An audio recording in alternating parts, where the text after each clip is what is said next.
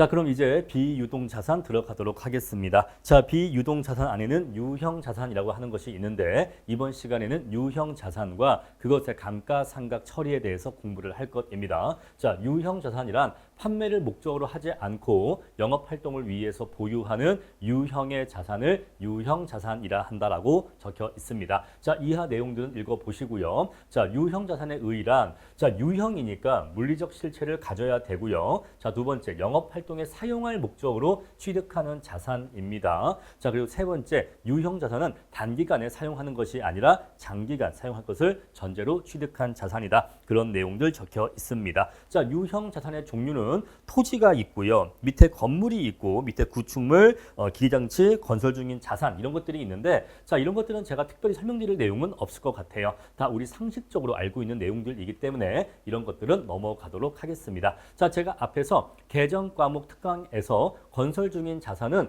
그때까지 현재 만들어진 상태까지 투입된 원가의 합으로서 그 가치를 구한다라고 말씀드린 바 있습니다. 자, 그리고 건설 중인 자산은 아직 완성되지 않았기 때문에 감가상각을 하지 않습니다. 자, 그런 내용들 읽어보시면 되겠습니다. 자, 그럼 다음으로 우리 취득 원가의 결정 볼게요. 자, 유형 자산의 취득 원가는요, 그 자산 자체의 가격에다가 그것을 취득하는 데 들어가는 부대 비용이 있다면 그것의 부대 비용까지 합산한 가액이 됩니다. 여기 보시면요, 유형 자산을 취득하기 위하여 지출된 총 금액이 유형 자산의 취득 원가이다라고 되어 있어요.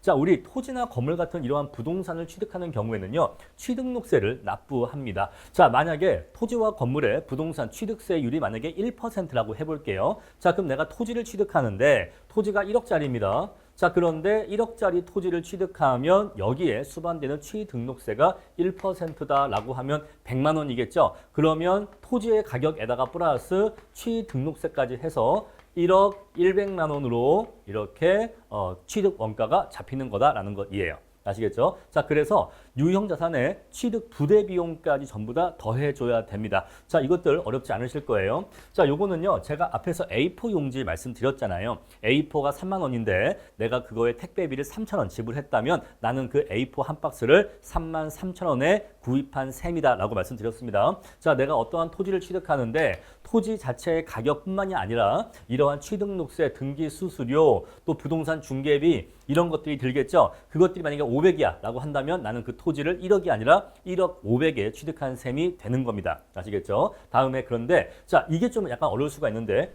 기계장치의 경우에는 이 기계장치를 가져옵니다. 가져오니까 뭐 운송비, 보험료, 하역비, 설치비 이런 것들까지는 쉽게 이해를 하세요. 아, 그럴 수 있겠다라고 이해를 하시는데 자, 기계장치의 경우에는 내가 갖고 와서 설치했었을 때 이게 과연 정상 작동이 되는지 시운전까지 해봅니다. 시운전까지 해봐야지만 아, 이거 정상 쪽 돌아가네가 확인돼야지만 생산활동에 투입할 수가 있잖아요. 그래서 기계장치의 경우에는 시운전 비용까지 포함이 된다는 거, 요거 항목 빼놓으시면 안 됩니다. 자, 우리 한번 예를 들어서 삼성전자가 ASML로부터 반도체 장비를 수입했다라고 해보겠습니다. 거기 네덜란드에 있는 반도체 장비 업체인데 세계에서 유일한 장비를 만듭니다. 자, ASML에서 장비를 이제 배로 실어서 갖고 오겠죠. 그러면 거기서 갖고 오는 운송비, 보험료, 하역비, 설치비 등등이 다 들 것입니다. 옛날에 그런 일화가 있었어요. 삼성전자 반도체 공장으로 외국에서 아주 예민한, 아주 초정밀하고 예민한 장비를 수입하는데 이 장비가 너무너무 예민한 장비라서 이 진동이 있으면 안 된다는 거예요. 그리고 무진동 차량으로 정말 천천히 사람이 걸어가듯이 정말 천천히 움직였대. 무진동 차량, 특수하게 진동을 흡수하는 차량에 실어갖고 정말 천천히 갔대요. 근데 문제가 뭐냐면 삼성전자 공장이 있는데 한 1km? 정확한 거리는 아닌데 한 이 정도라고 칩시다. 이 정도의 진입로로 이렇게 진입을 해야 되는데 여기가 포장이 안 돼 있더래. 그래서 그 장비가 들어올 걸 준비하려고 여기를 포장 공사까지 했다 하더라고요. 포장 공사까지 해서 아주 천천히 들어와서 그 기계를 설치했다. 이런 일화가 있는데 그 정도로 예민한 기계들은 이렇게 운송하고 설치하고 하는 것들이 쉽지 않다라는 것이에요. 자, 그런데 그러한 반도체 장비를 수입해서 삼성전자 반도체 공장에 설치했다라고 칩시다. 그런 다음에 시운전을 해봐야 됩니다. 시운전하는 비용도 취득 원가에 포함된다라는 것이에요. 자, 그 말씀 드리겠습니다.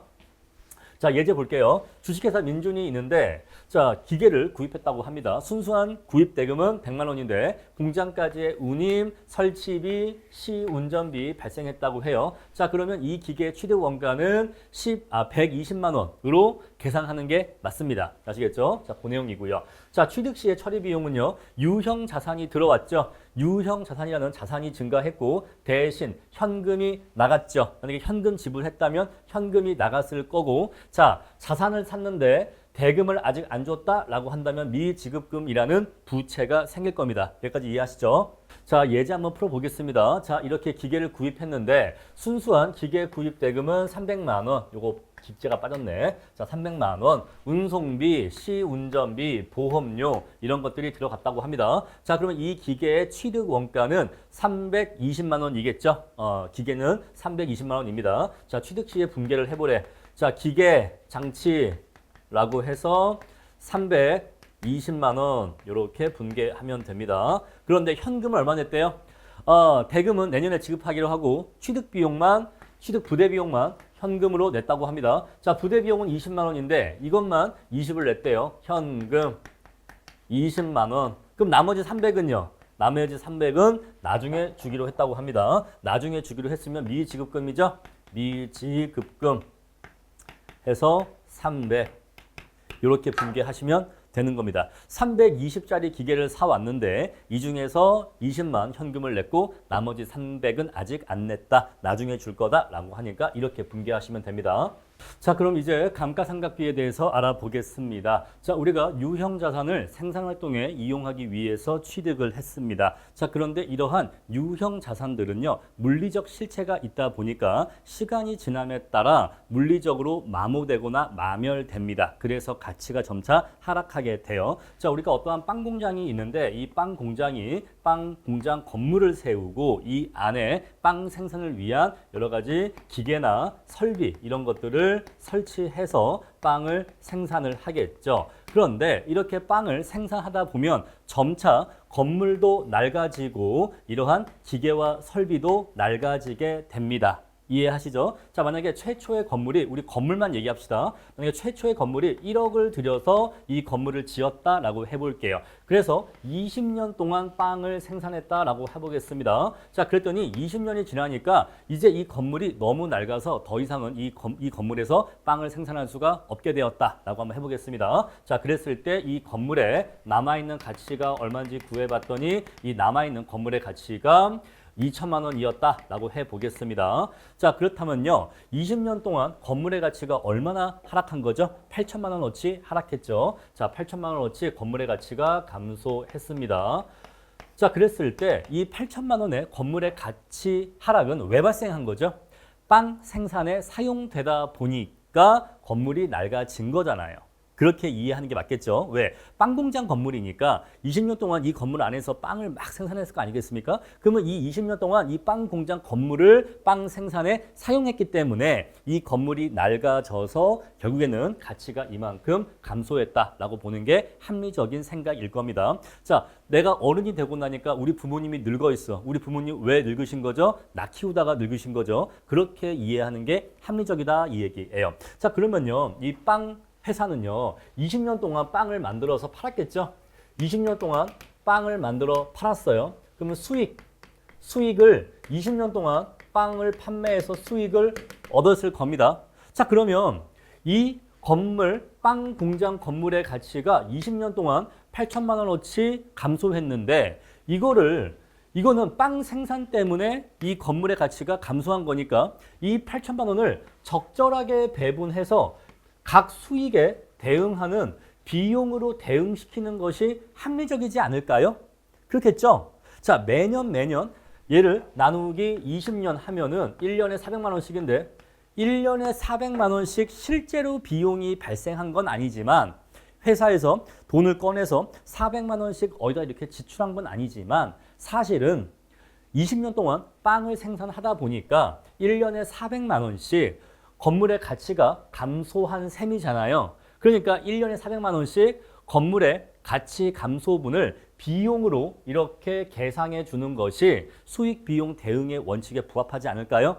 맞습니다. 바로 우리 이것을 감가상각비라고 해요. 아시겠죠? 자, 감가상각비란 생산 활동에 투입되는 유형 자산의 가치 감소분을 그 생산 활동에 대응되는 비용으로 인식하는 걸 얘기하는 거예요. 자, 내용 읽어보시면 충분히 이해하실 겁니다. 자, 교과서 텍스트 읽어보시고요. 자, 예를 들어보자라고 해서 건물 1억짜리 있는데 20년간 사용했다라고 해서 방금 제가 말씀드린 사례가 교과서에 적혀 있는 겁니다. 자, 다음에 자, 이렇게 해서 매년 얼마씩 감가상각비라는 비용 항목으로 인식하면 된다라는 내용이에요. 자, 그러면 매년에 얼마씩 감가상각비를 인식할까, 비용 처리를 할까라는 문제에 있어서 첫 번째, 감가상각 대상 금액을 구해야 되는데 이것은 취득 원가에서 잔존 가액을 빼면 됩니다. 자, 아까 제가 여기서 설명드린 예시에서는 이 건물이 처음에 1억짜리 건물이었는데 이제 내용연수가 지나고, 여러분 내용연수는 그 자산의 수명을 얘기해요. 그 자산의 수명을 얘기합니다. 자, 20년 동안 써봤더니 이제 이 건물은 끝났고 그때 끝났을 때 남아있는 가치가 2천만 원이다 라고 한다면은 감가상각 대상 금액은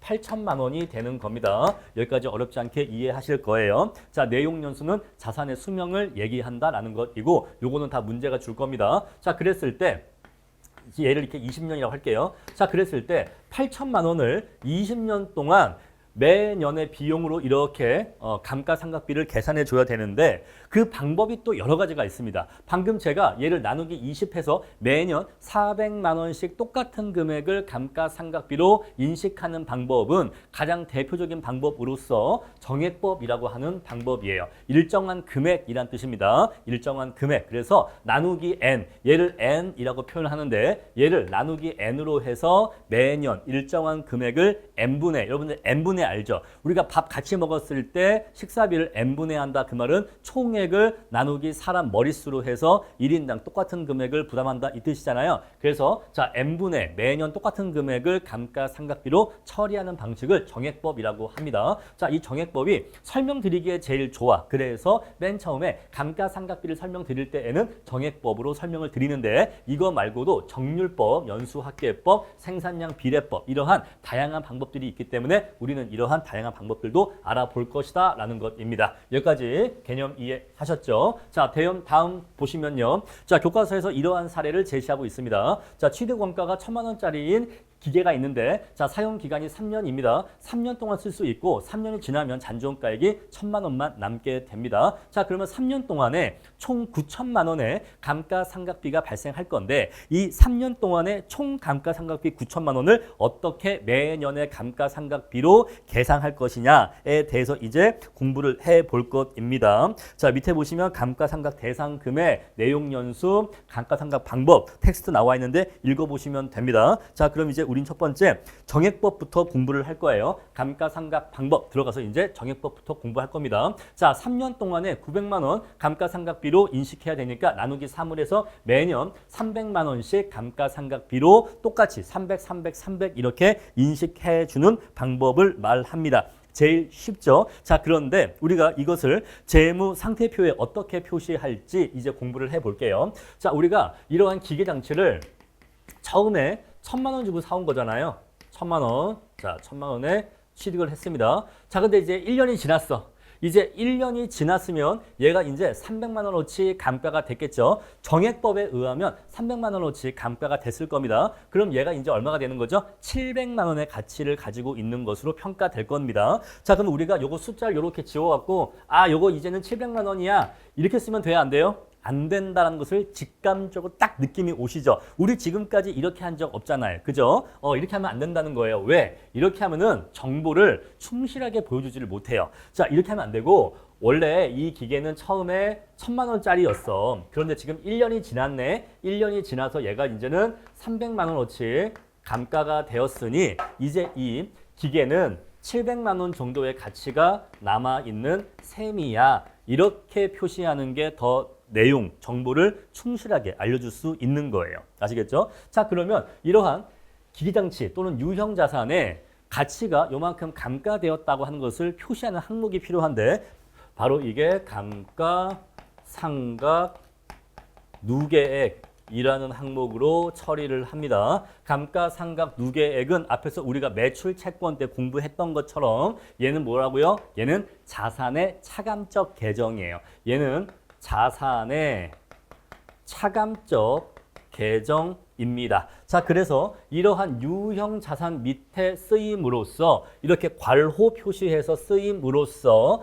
이 위에 있는 유형 자산의 가치가 얼마만큼 차감되어야 되는지를 보여주고 있는 자산의 차감적 계정이다 이 얘기예요. 매출 채권 떠올리시면 됩니다. 우리 매출 채권 여기 있었을 때 그 밑에 대손 충당금을 여기다가 이렇게 표시해 줬었죠. 그래서 대손 충당금 또한 자산의 차감적 계정이라고 공부했었습니다. 자, 우리 그래서 교과서에 보시면 이제 뒤에 어떤 내용 나와 있냐면 자, 이렇게 1년이 지났을 때 감가 300이 발생했었을 때 그냥 이렇게 자산을 300만 원어치를 까주면 되는 거냐? 원래 1000이었는데 700으로 그냥 바로 300을 까면 되는 거냐? 그렇게 하면 안 된다는 거죠. 감가상각 누계액이라는 계정을 사용해서 이렇게 표시를 해주는 것이 맞다라는 것이에요. 자, 교과서에 보시면요. 자, 1000만 원 나와 있고 그 밑에 감가상각 누계액 300만 원 나와 있습니다. 이렇게 해서 현재 남아있는 장부가액이 700만 원이라고 하는 것을 표시해 줘야 된다 이 얘기예요. 이렇게 표시해야지만 원래 얼마짜리 기계인데 지금 가치가 얼마나 감가가 되어서 얼마가 남았어라고 하는 것을 보여줄 수 있다는 거예요. 자, 우리 처음에 기계를 취득하고서 기계를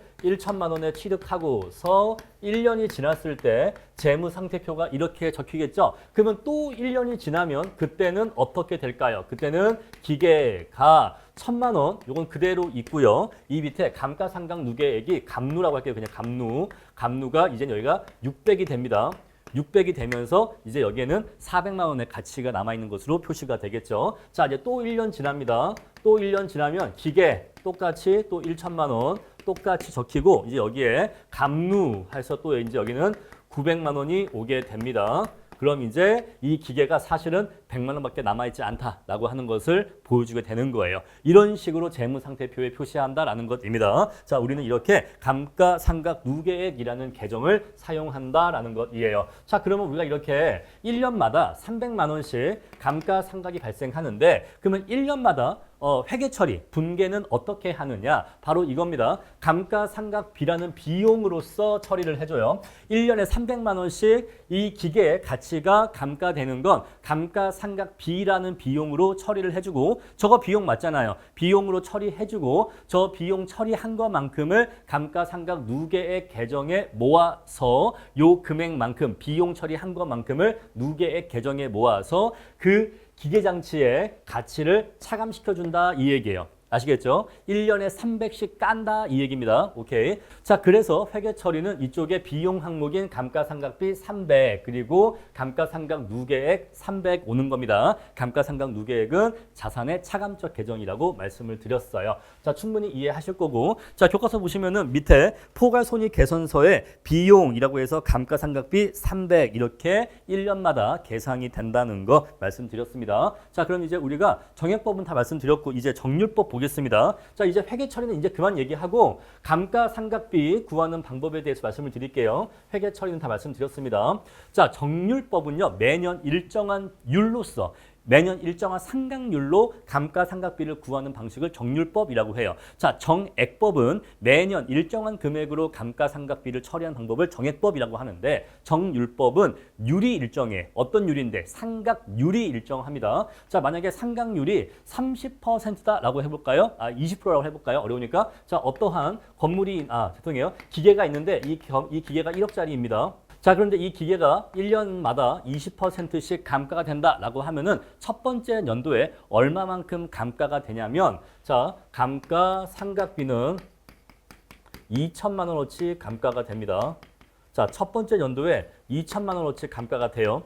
그렇죠. 1억 곱하기 0.2 하면 됩니다. 자, 그러면 2천만 원이 감가가 되면 남아있는 금액이 얼마죠? 8천. 이제 이 기계는 1억짜리였는데 2천 감가되고 이제 남아있는 이 기계의 가치가 8천이 됩니다. 그럼 이제 이 8,000에 대해서 또 20%만큼이 감가가 되는 거예요. 그럼 이제 1,600만큼 감가가 되겠죠. 그럼 얘가 이제 얼마가 남죠? 6,400이 남겠죠. 6,400 남으면 이 남아있는 6,400에 또 20%가 감가가 되는 겁니다. 그러면 얘가 1,280만 원이 감가가 되겠죠. 이런 식으로 계속해서 감가가 이루어지는 방식이 바로 정률법이에요. 자, 그래서 이러한 방법을 공식으로 정리를 하면은 이렇게 정리할 수가 있는데 취득가액 빼기 감가상각 누계액은 바로 이런 금액, 이런 금액, 이런 금액들이라고 얘기할 수가 있어요. 우리 이것을 장부가액이라고 합니다. 장부가액.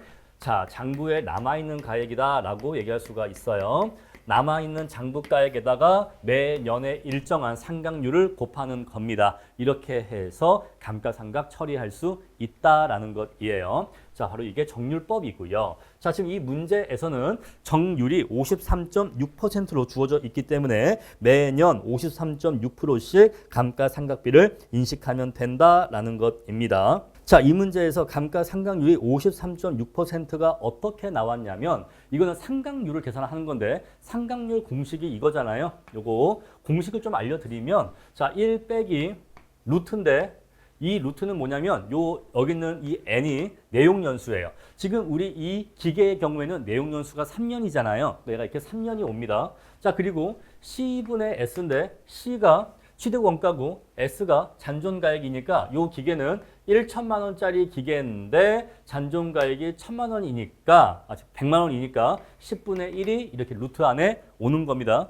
자, 이렇게 자료가 주어진 취득원가 잔존가액 내용연수를 집어넣으면은 상각률을 구할 수가 있는데 요거 계산해 보시면은 0.536 정도가 나오게 될 거예요. 아시겠죠? 자, 이렇게 해서 매년에 상각률을 구한다라는 공식도 말씀드렸습니다. 자, 근데 사실은 이 상각률은 아마 문제에서 줄 겁니다.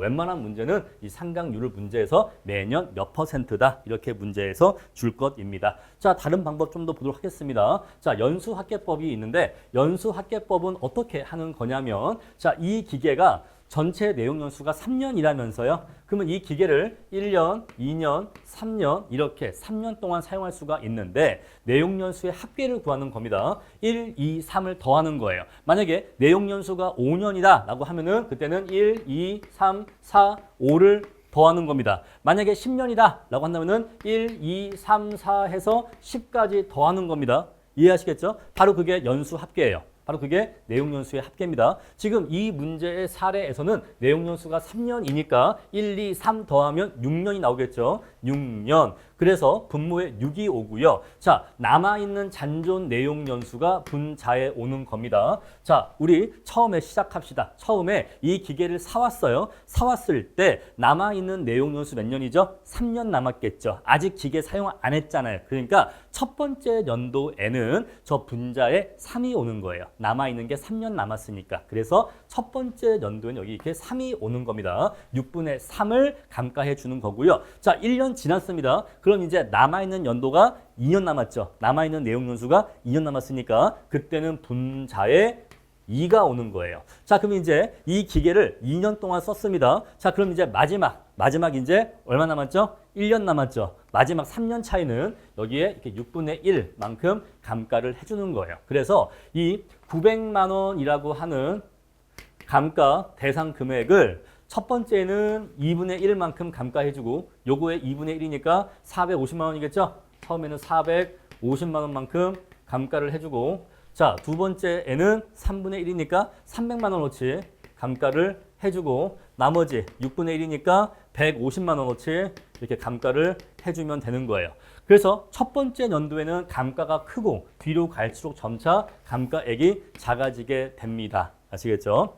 자, 이렇게 해서 연수합계법 이렇게 할 수가 있다라는 것이고 다음에 생산량 비례법인데 요거는 빵 생산량에 비례해서 감가 수정해주는 방법입니다. 자, 3년 동안 이 기계를 빵 생산에 사용할 수가 있는데 만약에 이 빵 기계를 이용해서 빵을 몇 개를 만들 수가 있냐면 뭐 교과서에 사례가 나와 있기는 한데 제가 한번 예시를 들어보면은 만약에 1000개를 만들 수 있다라고 해볼게요. 1000개. 자, 이 기계로 빵을 총 1000개를 만들 수가 있는데 자, 3년 동안 빵을 어떻게 생산했냐면 1년 차에는 300개 생산했고 2년 차에는 500개 생산했고 2년 차에는 200개 생산했다라고 하면은 1000개 중에서 300개, 1000개 중에서 500개, 1000개 중에서 200개니까 1년 차의 감가상각률은 30%, 얘는 50%, 얘는 20%.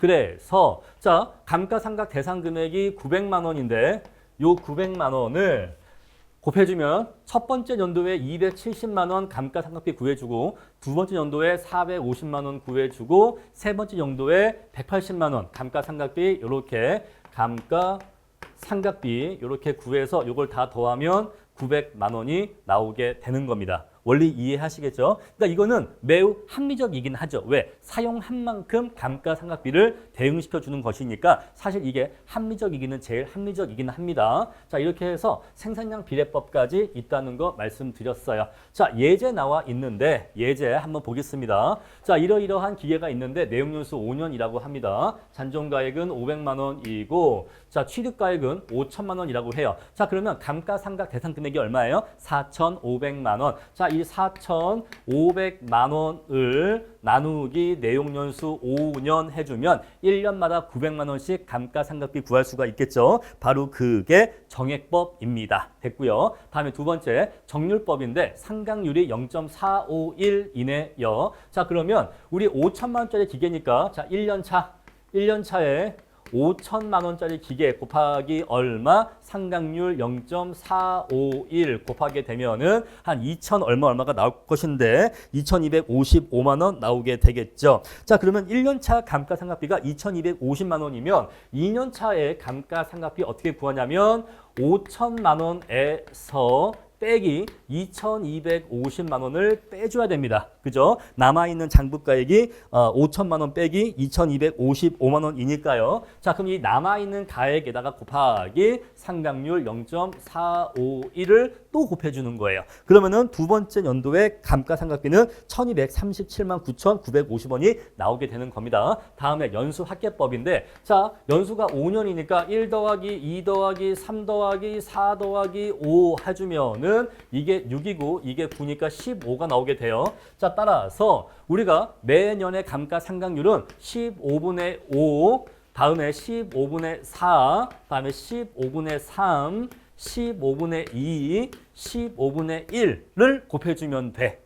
자, 그래서 5,000 빼기 500이 4,500이 감가상각 대상 금액이니까 4,500만 원 곱하기 1년 차엔 이거, 2년 차엔 이거, 3년 차엔 이거, 이렇게 해서 매년의 감가액을 구해주시면 됩니다. 자, 그러면 감가액이 1,500, 1,200 이런 식으로 나간다는 거 아실 수 있을 거고 자, 생산량 비례법인데 자, 전체 6,000개 만들 수 있는데 처음에 1,500개, 그 다음에 3,000개래요. 그러면 첫 번째 연도에 6,000분의 1,500, 두 번째 6,000분의 3,000 이렇게 해서 곱하면 되겠죠. 자, 이렇게 해서 예제까지 풀어봤습니다.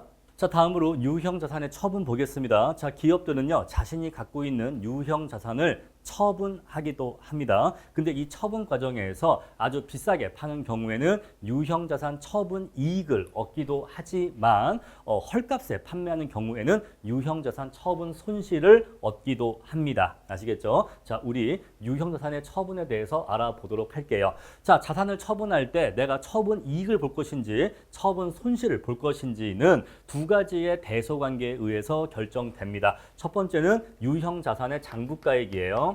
자, 장부가에 대체 이게 얼마짜리 유형자산으로 기록되어 있는지, 그리고 두 번째 처분가입니다. 처분가. 자, 장부가액이라고 하는 것은 어떻게 구해지냐면 취득 원가에서 감가상각 누계액을 뺀 금액입니다. 아시겠죠? 자, 어떠한 건물이 있는데 내가 이 건물을 처음에 1억 원에 취득을 했습니다. 그런데 매년 1,000만 원씩 감가상각이 된다고 치죠. 근데 3년이 지났어. 그럼 얘가 3,000만 원어치 감가가 되었을 거고, 그럼 이제 이 건물은 장부가가 7천이 남아있는 건물일 겁니다. 이해하시죠? 자, 그랬을 때 처분가가 6천인 경우가 있고 처분가가 8천인 경우가 있을 건데 얘를 1번, 얘를 2번이라고 할게요. 자, 처분가가 6천인 경우에는요. 7천짜리로 남아있는 건물을 6천에 파는 거니까 1천만 원의 처분 손실이 발생하게 됩니다. 자, 두 번째, 얘를 8천에 파는 경우에는 더 비싸게 파는 거니까 1천만 원의 유형자산 처분 이익이 발생하게 됩니다. 기본적인 로직 이해하셨죠? 자, 그래서 부등호가 이 경우가 있고 이 경우가 있는데 부등호가 이 경우인 경우에는 처분 손실이 발생하는 거고 부등호가 이 경우에는 처분 이익이 발생하는 거다라는 거 기본적인 알고리즘 기억하시면 되겠습니다. 자, 다음 내용 보도록 할게요.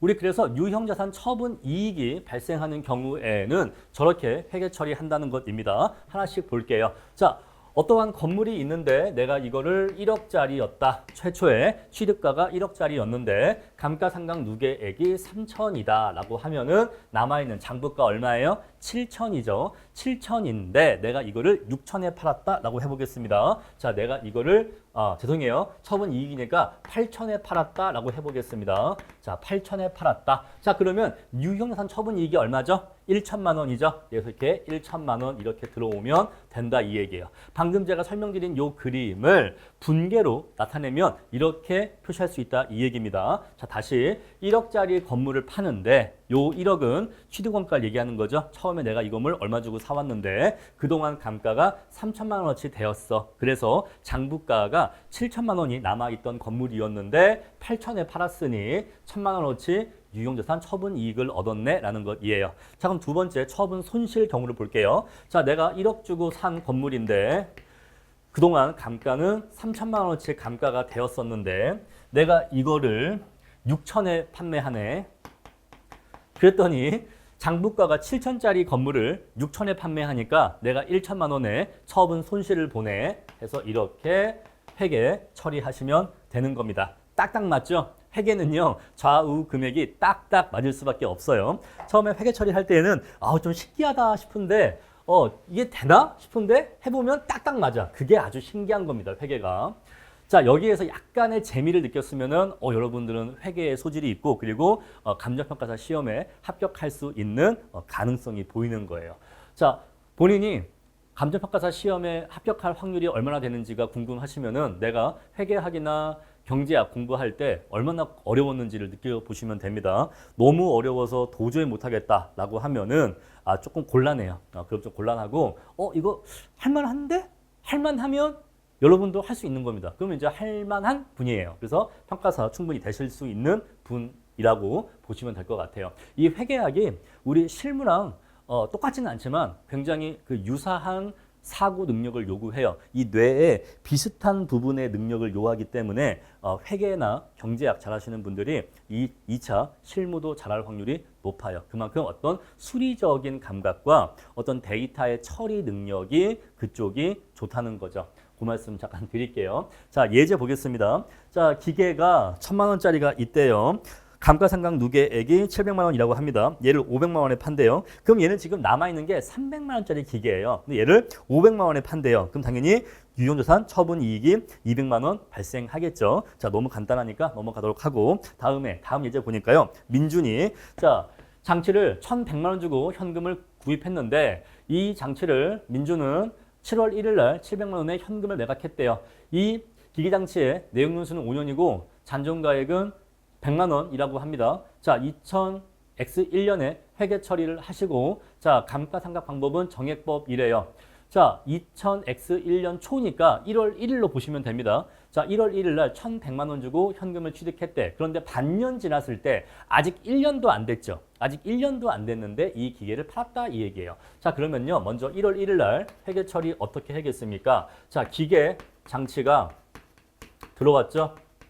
얼마에? 1,100만 원에. 그리고 현금 주고 샀으니까 현금이 1,100만 원이 나갔겠죠.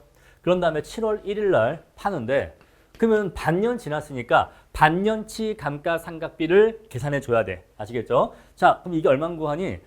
감가상각 계산 금액이 1,000만 원입니다. 1,100 빼기 100이니까 자, 1,100 빼기 100만 원이고 얘가 5년짜리 내용 연수니까 매년에 감가상각액은 이거 얼마죠? 200만 원이야. 200만 원인데 이건 1년이고 반년이니까 100만 원입니다. 반년치 감가상각비가 100만 원이에요. 자, 그래서 감가상각비 이거 반년치예요. 이거 1년치 아닙니다. 오해하시면 안 돼요. 자, 반년치 감가상각비 100만 원 비용 처리해주고 이 100만 원 어치만큼 감가상각 누계액 100만 원 잡아줍니다. 그러면 이제 이 기계는 장부가액이 얼마짜리인 기계이냐면 1000만 원짜리인 기계가 돼요. 근데 걔를 700만 원에 팔았대요. 300만 원 손실 본 거죠. 자, 따라서 기계장치, 자, 7월 1일 날 이제 매각과 관련된 회계 분계 처리할 건데, 자, 이 기계장치는 원래 1100만 원짜리 기계입니다. 근데 내가 얘를 팔면서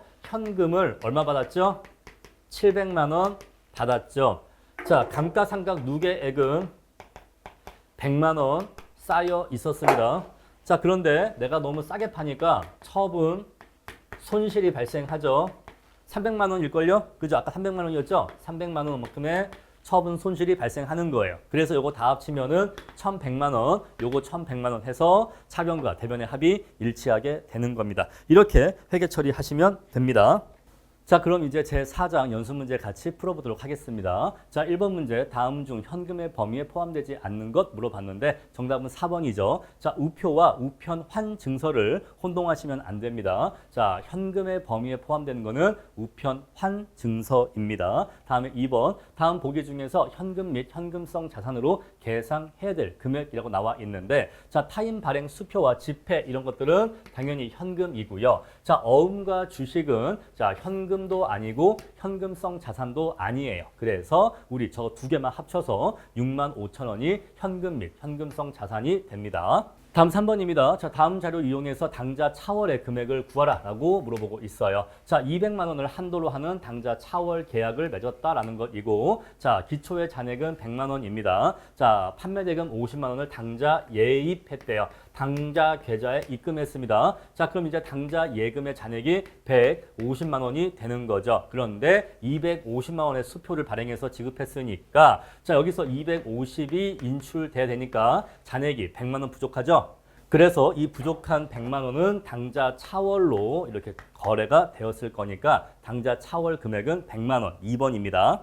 다음 4번입니다. 다음 중 주식회사 민준의 당자 예금 및 당자 차월에 관련된 자료입니다. 7월 9일 분께의 대변에 들어갈 금액으로 올바른 것 물어봤어요. 자, 기초에 당자 예금은 500만 원이 들어가 있었대요. 당자 차월 계약의 한도는 300만 원이라고 합니다. 자, 기중에 판매대금 400만 원을 입금했다고 합니다. 자, 그러면 당자 예금의 잔액이 증가했겠죠. 400만큼 증가했을 겁니다. 자, 원래는 500만 원 있었는데 400이 추가로 들어오니까 당자 예금의 잔액이 900만 원이 된 겁니다. 자, 5월 4일 날 600만 원을 수표로 지급해서 상환했다고 합니다. 자, 그러면 당자 예금 600이 빠져나갔으니까 이제 600 빠져나가고 300이 남은 상황입니다. 자, 그런데 미지급금 500만 원을 수표로 또 지급해서 상환을 했대요. 따라서 당자 예금에서 300이 다 나갔을 건데 그런데 그러고도 얼마가 부족하죠? 200이 부족해. 자, 남아있는 당자 예금 300으로도 부족하기 때문에 당자 차월로서 200만 원이 추가로 지급이 되어야 할 것입니다. 자, 그래서 당자 예금 300과 단기 차입금 200 해서 요 2번, 요게 2번이 정답이 되겠죠. 다음 6번입니다. 자, 외상 매출금의 조기 회수를 위해서 빨리 갚으면 할인해준다. 우리 이거를 매출 할인이라고 하죠. 정답 4번이고요. 다음 7번입니다. 상품을 30만 원 외상 판매하면서 10일 이내에 대금을 지급하면 3% 할인을 해준다고 합니다. 요거는 사는 사람은 매입 할인, 파는 사람은 매출 할인이죠. 자, 판매자의 순현금 수령액 얼마가 되겠느냐? 요거 지금 매출 할인을 물어보고 있어요. 자, 그래서 원래는 30만 원 받아야 되는데 자, 이 사람이 빨리 갚아서 3% 할인을 해주면 요거가 9천 원 정도 될 거니까 9천 원 빼주면 21만 원, 29만 1천 원 되겠네요. 29만 1천 원. 정답은 1번입니다. 다음 8번입니다. 자, 상품이나 제품을 제공하고서 현금 대신 어읍 받으면 향후 현금을 수령하리라 예상되는 매출 채권을 받을 어음인 거죠. 내가 받을 게 있다니까 받을 어음이고, 반대로 이렇게 어음을 발행하는 쪽은 줘야 되는 어음이니까 지급 어음이라고 합니다. 정답은 3번이고요. 자, 다음 9번과 10번 공통 문제입니다. 다음 자료 이용해서 풀어봐라. 자, A사는 B사에 개당 1,000원에 상품 500개 판매한 후에 20만 원은 현금 수령하고 30만 원은 기말 현재 매출 채권 남아 있다. 과거의 경험으로 보아 기말 매출 채권 잔액의 5%는 회수가 불가능하여 위 채권에 대해서 5%를 대손 충당금으로 설정하기로 했다. 자, 30만 원의 5%니까 15,000원이겠죠? 자, 대손 충당금은 15,000원 잡아주면 되고요. 자, 재무 상태표상의 순 매출 채권 금액은 얼마인가? 자, 매출 채권 이 30만 원이 잡혀는 있는데 대손 충당금이 15,000원이 잡혀 있잖아요. 따라서 순 매출 채권 금액은 28만 5천원이 맞겠죠. 정답은 2번입니다. 다음 11번입니다. 자, 기말에 외상 매출금 잔액이 150만 원인데 이 중 3%가 대손될 것으로 추산된대요. 그러면 대손 추산액이 얼마입니까? 4만 5천 원이죠. 4만 5천 원이 대손 추산액입니다. 자, 기초 대손 충당금 계정이 2만 원이 있대. 자, 2만 원이 이미 있지만 4만 5천 원이 필요하니까 추가로 2만 5천 원을 더 대손 충당금으로 쌓아야겠지요. 정답은 3번이 됩니다. 자, 다음에 12번입니다. 자, 민주는 매출 채권과 대손 충당금 잔액이 각각 저렇게 되어 있다라고 합니다. 자, 매출 채권이 1,250만 원 이렇게 있고 대손 충당금이 24만 원이 이렇게 잡혀 있다는 거예요. 자, 3월 4일 날 매출 채권 중에서 13만 4천 원이 회수 불능으로 밝혀졌다고 합니다. 자, 지금 우리 대손 충당금 24만 원 있기 때문에 대손 충당금으로 저거 처리할 수 있습니다. 그렇죠? 자, 그래서 한번 분개해 볼게요. 3월 4일 날 대손 충당금 대충 좋네요. 대충 13만 4천 원 이렇게 처리해주고, 그리고 자, 매출 채권 매채 역시 이건 이제 못 받는 거니까 13만 원 4천 원은 없애줍니다. 자, 두 번째 전기 상각 처리한 19만 원을 9월 5일 날 현금으로 회수했다고 합니다. 자, 그럼 9월 5일 날 현금이 들어온 거죠. 현금이 19만 원 들어온 겁니다. 자, 근데 우리 이렇게 상각했었던 채권이 나중에 회수되는 경우에는 이 자리에 대손 충당금 온다고 했어요. 대충 19만 원이 플러스 보충이 되는 겁니다. 자, 다음에 매출 채권 잔액은 1,060만 원으로 이 중에 30만 원이 회수 불능 채권으로 추정되며 나머지 매출 채권 잔액에 대해서 3%의 대손이 예상된대요. 자, 그러면 일단 여기에 대해서 대손 처리를 해야 됩니다. 자, 지금 우리가 대손 충당금이 얼마가 있냐면 24만 원에서 13만 4천 원을 빼고 플러스 19만 원 해야 되거든요. 근데 요거 계산하면 결국 5만 6천 원이니까 여기다가 5만 6천 원만 더 더해 주시면 돼요. 현재 있는 대손 충당금이 5만 6천 원 더해주면은 29만 6천 원이 현재 남아 있습니다. 자, 그런데 이 금액으로는 이 30만 원을 전부 다 대손 처리할 수가 없습니다. 그렇죠? 전부 다 대손 처리할 수가 없어요. 얼마가 부족하죠? 4천 원 부족합니다. 자, 우리 그래서 12월 31일 날 이거 대손 처리 어떻게 해야 되냐면 대충으로 남아있는 거 29만 6천 원을 다 갖다 부어요. 그래도 4천 원 부족하니까 대손 상각비로 4천 원을 추가로 비용 처리를 해줘야 됩니다. 그래야지만 매채 30만 원을 대손 처리할 수가 있습니다.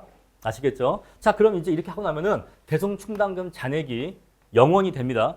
0원이 되는데, 자, 이 중에서 30만 원 제외한 1,030만 원에 대해서 3%의 어딨어? 여기 있다. 3%의 대손 충당금을 설정해야 되니까 아마 이게 39만 원일 겁니다. 30만 9천 원일 거예요. 자, 30만 9천 원을 여기다 쓸게요. 여기다 쓸게. 자, 30만 9천 원을 추가로 대손 상각비로서 비용 처리를 하고 그리고 대손 충당금을 30만 9천 원을 쌓아줘야 됩니다. 그래서 문제가 물어본 게 2000X2년도에 대손 상각비가 총 얼마냐 물어봤으니까 요거 4천 원 플러스 요거 30만 9천 원 더해주면은 31만 3천 원이 나오게 되니까 정답은 3번이 되는 겁니다. 자, 사실 이 문제를 풀기 위해서 이렇게 분계 처리할 필요 없었거든요. 할 필요 없었는데 제가 왜 했냐면 여러분들께 보여드리려고 일부러 한 겁니다. 자, 실제 객관식 시험이라면 우리는 빠르게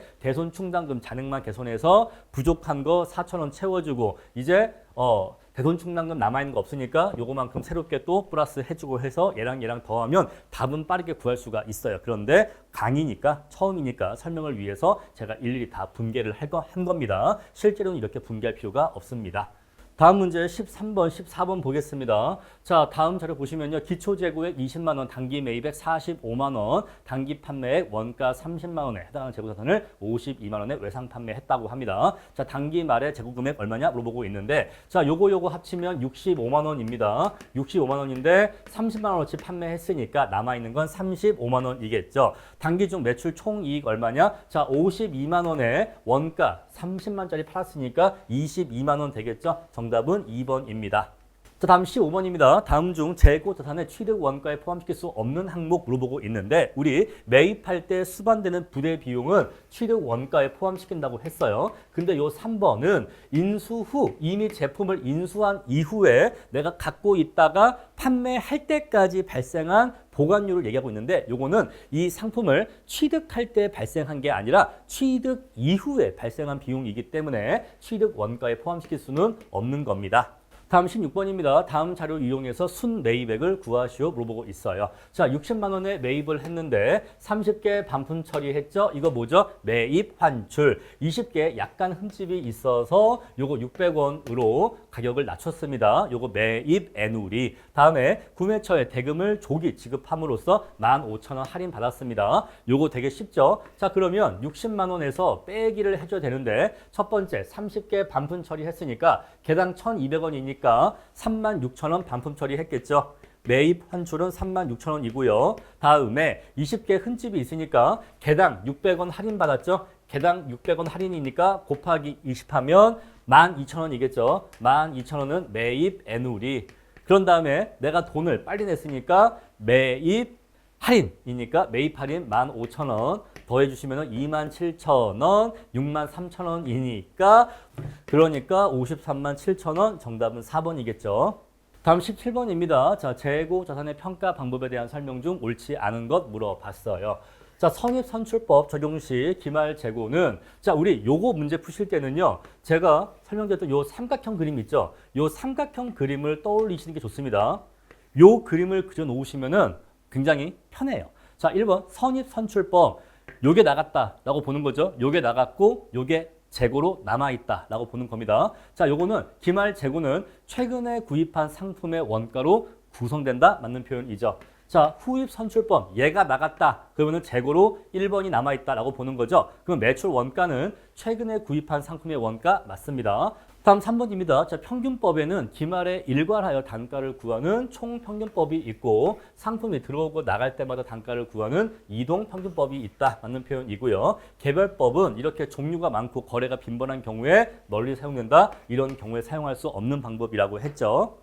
다음 16번입니다. 다음 자료 이용해서 선입선출법, 후입선출법 이용해서 매출 원가 구하시오. 자, 여기서 150개가 판매되었는데 자, 먼저 선입선출법은요. 요게 나갔다고 본 겁니다. 따라서 매출 원가는 5,000원 더하기 이거 11,000원이니까 16,000원이겠네요. 16,000원. 다음에 후입 선출법은 자, 여기에서 80개 나가고 나머지 부족한 70개 여기서 나갔다고 보는 겁니다. 자, 따라서 얘가 9,600원이고 얘가 7,700원이니까 더해주면은 37,300원. 이렇게 해서 정답은 1번인 거 쉽게 고를 수가 있어요. 다음 19번입니다. 총평균법에 의해서 재고 단가를 산정하는 경우에 매출 원가와 기말 재고 금액은 각각 얼마이냐. 자, 일단 우리 단가 한번 구해 봅시다. 자, 우리 이렇게 매입했습니다. 또 이때 매입했네요. 자, 매입한 총 금액이 얼마죠? 자, 2,200, 4,800, 6,000원이네요. 자, 전체 6,000원인데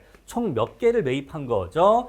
100개, 100개, 200개, 100개니까 500개입니다. 자, 나누기 500이니까 개당 120원인 거 알겠네요. 자, 개당 단가 120원이고요. 자, 그래서 이제 우리가 수량만 알면 됩니다. 자, 우리 그랬을 때 재고 수량이 자, 실질 재고 조사법에 의한 수량과 일치한대요. 자, 감모 손실이 없다는 거죠. 자, 매출 원가와 기말 재고 금액 각각 물어봤습니다. 자, 이게 지금 보시면은 전체 500개인데 300개가 팔렸습니다. 전체 500개에서 300개가 팔렸으니까 200개가 남아 있겠죠. 자, 그럼 이제 감모 손실이 없으니까 수량은 정확한 겁니다. 곱하기 120, 곱하기 120 하면요. 36만 원, 24만 원인가요? 이렇게 해서 너무 금액이 크네. 요게 12구나. 12, 죄송해요. 자, 12. 곱해주면은 이게 3,600원, 2,400원. 정답은 3번이 나오죠. 어렵지 않은 문제였습니다. 다음 20번입니다. 자, 재고자산의 회계 처리에 대한 다음 설명 중 틀린 것 물어봤습니다. 자, 재고자산의 수량은 계속기록법이나 실지 재고조사법에 의해서 수량을 파악한다 맞는 표현이고요. 실지 재고 수량이 장부상 재고 수량보다 적으면은 이것을 감모 손실이라 한다. 자, 장부엔 분명히 300개가 남아 있다고 했는데 실제로 세보니까 250개만 있더라 라고 하는 경우에는 이 부족한 50개가 재고자산 감모 손실이 되겠죠. 다음에 3번 재고자산의 시가가 취득 원가보다 하락하여도 여전히 취득 원가로 표시한다. 요거 틀렸습니다. 둘 중에 낮은 걸로 표시하기 때문에 우리 이것을 저가법이라고 불렀습니다. 자, 이렇게 재고자산의 가치가 하락한 경우에는 재고자산 평가 손실과 거기에 대응되는 재고자산 평가 충당금이라는 계정을 사용해서 재고자산의 가치가 하락했다라고 하는 것을 간접적으로 표시한다고 했습니다. 다음에 4번 자, 재고자산의 재무상태표 가액 결정은 포괄손익계산서에 매출 원가 산정에 영향을 준다. 자, 항상 이런 문제는요. 요 삼각형 그림을 이렇게 그리시고서 생각을 하시면 편합니다. 자, 얘를 매출 원가로 보는 경우에는 얘가 재고자산이 되는 것이고 얘를 매출 원가로 보는 경우에는 얘가 재고가 되기 때문에 어떤 것 하나의 결정은 다른 것의 결정에 영향을 미칩니다. 그래서 4번은 맞는 표현이에요. 다음 21번입니다. 자, 민주는 영업을 실시했는데 재고자산 100개의 가치가 크게 하락했대요. 원래는 800원 주고 사온 건데 지금은 시세가 500원밖에 하지 않는다고 합니다. 자, 그러면 총 100개니까 3만 원의 가치가 감소한 것인데 자, 이 3만 원의 가치 감소는 재고자산 평가 손실로 처리를 합니다. 자, 그리고 이 평가 손실액만큼을 재고자산 평가 충당금으로 설정을 해서 재고자산의 차감적 계정으로 표시를 해준다라고 했습니다. 다음에 22번입니다. 자, 다음 설명 중 옳지 않은 것 물어봤어요. 자, 건설 중인 자산은 감가상각하지 않는다고 했으니까 정답은 1번이고 나머지는 다 맞는 문장입니다. 다음 23번입니다. 다음 중 유형 자산으로 분류할 수 없는 것은 자, 유형 자산은 영업 활동에 사용하기 위해서 갖고 있는 자산을 얘기하는데 4번 판매 목적의 트럭은 이거는 판매하기 위한 상품이기 때문에 저것은 상품 또는 재고 자산으로 기록하는 것이 맞겠습니다. 다음에 24번입니다. 자, 취득 원가에 포함시킬 수 없는 것 나와 있는데 자, 요것들은 다 취득을 할 때 발생할 수 있는 비용들인데 재산세는 취득한 이후에 발생하는 세금이니까 요거는 포함되지 않습니다. 다음 25번입니다. 자, 민주는 공장 확장에 필요한 기계장치를 구입했다라고 합니다. 자, 외상이래요. 연말까지 지급하기로 했다라고 합니다. 취득원가 얼마냐 이 얘기인데 자, 순수한 기계 구입대금, 운임, 설치비, 시운전비 다 포함되는데 자, 보유 중에 발생한 수선 유지비는 요거는 불포함이죠. 그래서 요게 20만 원이니까 120만 원입니다. 정답은 3번입니다. 다음 26번입니다. 자, 기계를 200만 원에 취득했는데 내용연수 3년 잔존가액 20만 원이니까 감가상각 대상 금액은 180만 원이고 이거를 3년 동안 감가해야 되니까 정액법이니까 나누기 3을 하면은 매년의 감가상각비는 60만 원씩이니까 정답은 3번입니다. 자, 다음 27번입니다. 자, 동일한 내용인데 정액법이 아니라 정률법으로 감가해봐라. 상각률은 37%다라고 줬죠. 자, 그러면 첫 번째 연도에는 200만 원 곱하기 0.37을 하면 되니까 74만 원 나오겠네요. 정답은 이렇게 2번이 됩니다. 자, 우리 한번 좀 응용으로 2년차 때 정률법에 의한 감가 상각비 한번 구해 보겠습니다. 자, 원래 200만 원이었는데 74만 원 감가하고 나면은 장부가액이 얼마가 되냐면 136만 원이 아니고 126만 원이네요. 126만 원이 장부가액이 됩니다. 여기에 곱하기 0.37을 곱하면 2년 차에 감가상각비를 구할 수가 있습니다. 이것까지는 암산으로 못하겠네요. 대략 한 40만 원 날 것 같은데 그 정도가 감가상각비로 나오게 될 것입니다. 자, 이렇게 해서 아주 힘들었었던 제 4장 강의를 마치겠습니다.